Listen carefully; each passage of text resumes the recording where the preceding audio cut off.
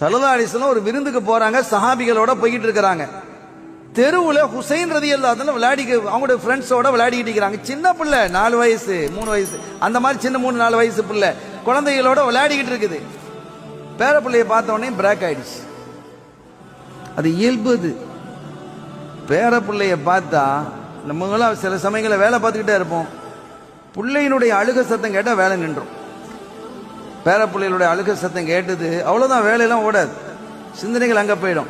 இங்க விருந்துக்கு போன ஸல்லல்லாஹு அலைஹி வஸல்லம் வெளியில பிள்ளைகளை விளையாடுறது, அந்த குழந்தைகளுக்கு இடையிலே ஹுசைன் ரலியல்லாஹு அன்ஹு விளையாடிட்டு இருக்கிற பார்த்த உடனே அவங்க என்ன செஞ்சிட்டாங்க, நின்றுட்டாங்க. பிள்ளைய கூப்பிடுறாங்க, இங்க வா அப்படின்னு கூப்பிடுறாங்க. அது தாத்தாண்டா பிள்ளைகளுக்கு எல்லாருக்கும் பிரியம் தானே, எல்லாருக்கும் பாட்டனார்னா தாத்தாண்டா அப்பாண்டா பிரியம் தான். வரமாட்டேங்குது, அது விளையாட்டுக்கு சரி, வரமாட்டேன் அப்படிங்க. வான்னு கூப்பிடுறாங்க, வரமாட்டேன். ஸல்லல்லாஹு அலைஹி வஸல்லம் என்ன செஞ்சாங்க தெரியுமா, அந்த பிள்ளைய பிடிக்கிறதுக்கு தெருவில் ஓடுறாங்க. யோசிங்க நீங்க,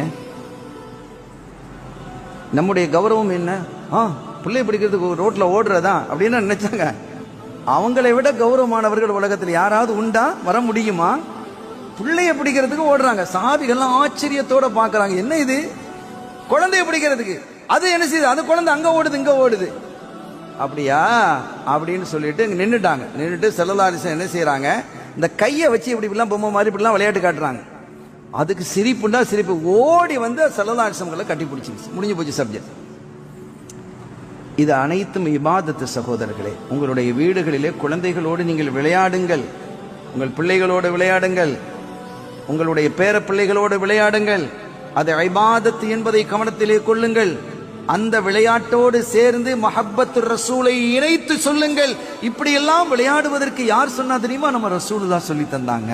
அதை சேர்த்து அதோடு கொடுத்துடணும். அந்த மஹப்பத்தை, அந்த இஷ்கர் ரசூலை நீங்கள் இணைத்து கொடுங்கள். அப்போ புள்ள பண்பாடான பிள்ளையாக வளரும் சகோதரர்களே.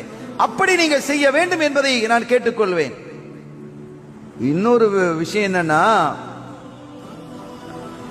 ஒரு நாள் தொழுதுகிட்டு இருக்கிறாங்க ஸல்லல்லாஹு அலைஹி வஸல்லம், தொலை வச்சுக்கிட்டு இருக்கிறாங்க, ஜமாத் நடத்திட்டு இருக்கிறாங்க, ஜமாத்துங்க நடந்துட்டு இருக்கு. சுஜூதுக்கு போன ஸல்லல்லாஹு அலைஹி வஸல்லம் அவர்கள் சுஜூதிலிருந்து எழுந்திருக்கே இல்லை. ஒரு இமாம் சுஜூதுக்கு போயிட்டாரு, சுப்ஹான ரப்பில் ஆலா பிஹம்திஹின்னு ஓதுவாரு, 3 தடவை ஓதுவாரு, சில இடங்கள்ல 5 தடவை ஓதுவாங்க, 7 தடவை ஓதலாம், 9 தடவை ஓதலாம், 11 தடவை ஓதலாம் அதிகபட்சம். ஜமாத் இந்த 11 தடவைக்கு மேலாம் ஓதக்கூடாது. இமாமா நீட்டெல்லாம் கூடாது. இமாமா இருக்கிறவர் தொழுகை நீட்டக்கூடாது, ரொம்ப லாங்கா தனியா தொழுகிறவர் அப்படின்னு செஞ்சுட்டு போலாம். இமாம் அதிகமான நேரத்தை எடுக்கக்கூடாது, தடை, அது மார்க்கத்துல தடை. அவ்வளவு தெளிவாக மார்க்கம் இருக்கிறது. ஸல்லல்லாஹு அலைஹி வஸல்லம் அவர்கள் ஒரு கட்டத்தில்